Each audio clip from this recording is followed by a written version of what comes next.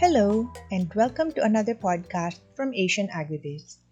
I'm Isa Kutan, and today, our regional correspondent from Indonesia, Arif Baharudin, will be speaking with Professor David Hughes about the future of the animal protein market in Asia in the light of challenges like growing world population, diseases, and changing consumer preferences. Professor Hughes, popularly known as Dr. Food, is Emeritus Professor of Food Marketing at Imperial College London in the UK.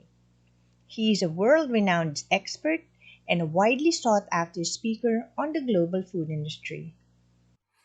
Hello, Professor Hughes. Good morning. Well, it's morning for me. And it's afternoon for me. Thank you for accepting to talk for this podcast. I'm delighted to talk to you.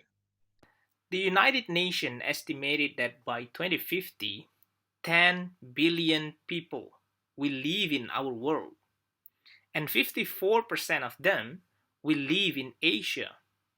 What does this mean for the animal protein industry? Good question. And it means a great deal to the animal protein industry. Why so?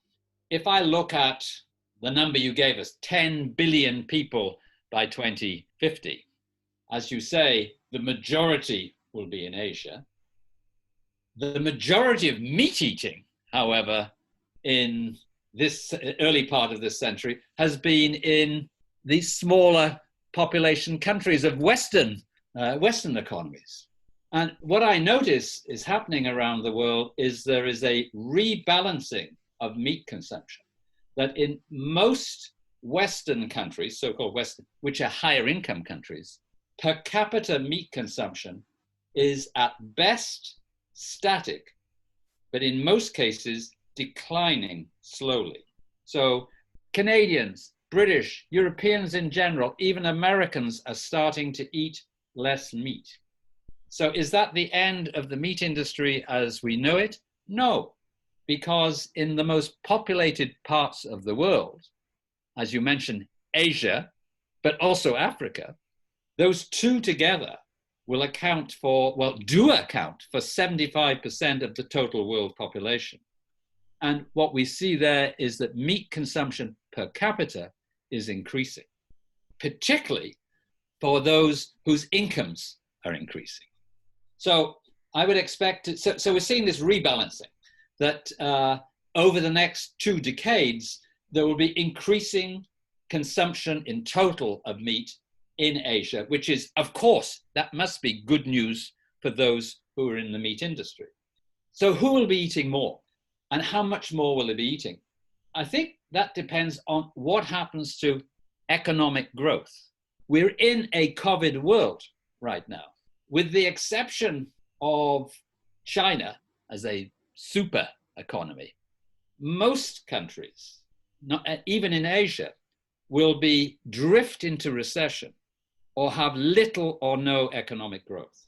What does that mean? It means that they will be pushed to have sufficient money for their food budget.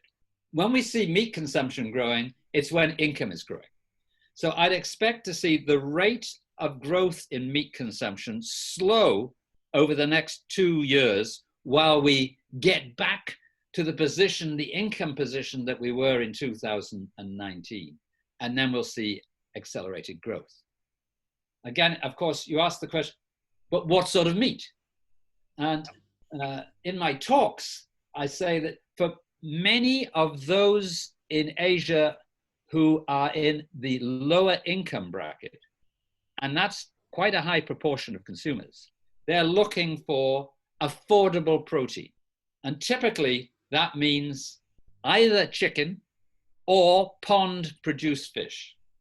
And we'll see this battle between, as I say, industrially produced chicken and industrially produced fish. There are clear, of course, religious considerations.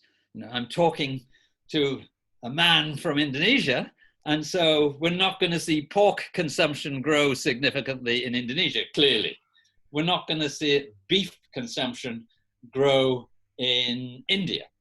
But both Indonesia and India, and indeed Pakistan, that's where the big population numbers are in Asia, outside of China itself, will see strong growth in meat consumption, but it will tend to be chicken, it will tend to be low-priced fish, and in those three countries that I mentioned in particular. So, what should animal protein producers in Asia do to capture potentials from the population increase? Right. An important question.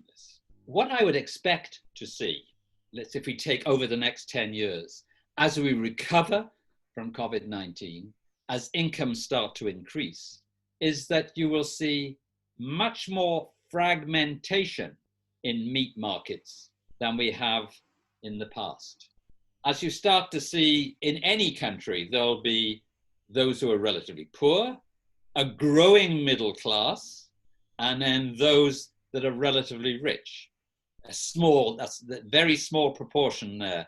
The growing part will be that middle class. And those three different sections of the market demand different products, meat products. So down the low income area, that's where it's the industrially produced chicken, it's the industrially produced fish. They might want more than that. They might want better meat, but they won't be able to afford it. They'll just be happy to have what they can get. That middle class, as their incomes grow, they'll start to say, well, actually, we enjoy eating meat. We want to eat more meat, but we want to eat better meat. And I think the challenge for meat marketing people is to say, well, how do they measure better? For chicken, for example, it could be slow-grown chicken. The kampong type chicken, which is popular now, but you can see it becoming more popular. With pork, it might be free-range pork. They want to know the animals live outside. For beef, for those that eat beef, again, it might be a more natural production of beef. So we'll see, this is good for the market. You'll see more segmentation from low margin, very low price meats through to higher margins, very high price meats. We already see that in Asian markets. You'll just see more of it. And I think for individual firms, they have to decide what's our strategy for each segment of the market. But there are huge, huge opportunities. International animal protein producers, for sure, will be interested to go east. Do you think that we will see them invest more in Asia rather than exporting their products from their home countries? Again, good question. And let me start by saying what we haven't talked about is a pandemic which will affect the international meat market for the next 5 years. And that pandemic isn't COVID-19, it's African swine fever. And so let's go to the biggest country in the Asian region, China, 1.3, 1.4 billion people. They have a 20 million ton hole in their meat market, which reflects the slaughtering of the pig, the hog herd, because of African swine fever related problems. It's going to take them 2, 3, 4 years to get out of that hole. And in the meantime, they'll be sucking in meat from wherever they can buy it. You can see that happening now, that actually international prices for meat are higher than they would have been without African swine fever. I think with the COVID-19, that would tend to drag down meat prices because people's incomes were dragged down. But because we have an overall shortage of meat internationally because of the demand from China for any meat because of African swine fever, that sort of puts some sort of upwards pressure. So in answer to your question, that means over the next 2, 3, 4 years, a lot of the meat will still be produced in other countries and will be exported, not least to China. But as China recovers from African swine fever, I think we'll see an increasing desire by most countries to be more self-sufficient in meat. for all sorts, for food security reasons, for political reasons. But your question was, what about the international players? The international players will want a bite of that. And yes, I think you will see more action for international players looking to co-invest in fast-growing Asian countries. I think that's good news because it will accelerate livestock production technology, and it'll help growth. Be good. To feed the increased population, higher food production is needed. Meanwhile, pressure on sustainability will be stronger than before. How can animal protein producers in Asia cope with this situation? Okay. I mean, what is interesting about COVID-19 is that it has accelerated some trends, and actually it's decelerated, slowed down other trends as it happens. If I look pre-COVID, in many parts of the world, there was increasing concern about this sort of complex notion of sustainability, of we need more food, but can we produce food in a way that is kinder to our fragile world?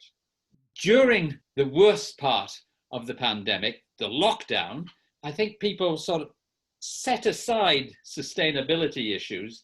They just wanted to access food, and they'd buy, so sustainability went to the back of their mind. What is clear as we start to go out is that it's reappeared as being an important consideration. So I think what's happened is that I see it certainly in Western countries. I'm not sure of Asia because, of course, I've been penned up in the UK. I haven't been able to travel all year. But what I noticed that in lockdown in the UK, that people said, oh, we do have some control over our environment.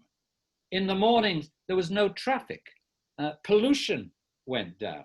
You could hear the birds sing. And people started to think about that, saying, that's a better world. Why can't we have that as we go forward? So what we're seeing is right around the world, particularly for younger people, the people, so-called millennials, but anybody under the age of 40, they're starting to take a greener view of the world and what they want from their world. And we have this notion of climate-friendly diets. So I want to eat better, but I want the food to be good for me, good for my family, good for the environment, good for the animals, good for the local community, good for the world, good for society. And that's really, really important. And actually, that's very challenging for the livestock industry globally, particularly actually for red meat, for beef, and to a lesser extent, lamb, because those two species are particularly high methane producers. And I think what globally, the meat industry is going to have to look at its carbon impact, whether that be related to methane or what else, or for intensively produced livestock, which is more typical of Asia. If we take chicken, for example, or pork, or to some extent pond fish, they're going to say, what is the impact of the production of those products on the environment? And it's not just the meat products, it's what do we feed the pigs? What do we feed the chicken? If it's soy, where does the soy come from? Does it come from Brazil? If it comes from Brazil, are they destroying the Amazon rainforest to make more land available for soy? And this used to be a sort of concern that was for rich Western people. But I think now these are concerns for the world, and particularly younger people in the world. And I think that's very, very healthy. So there's a substantial challenge for internationally for livestock and meat producers. And that is as relevant in Asia as it is in anywhere else. And I think that's what's been driving a new and emerging competitor for meat, which is plant-based meats.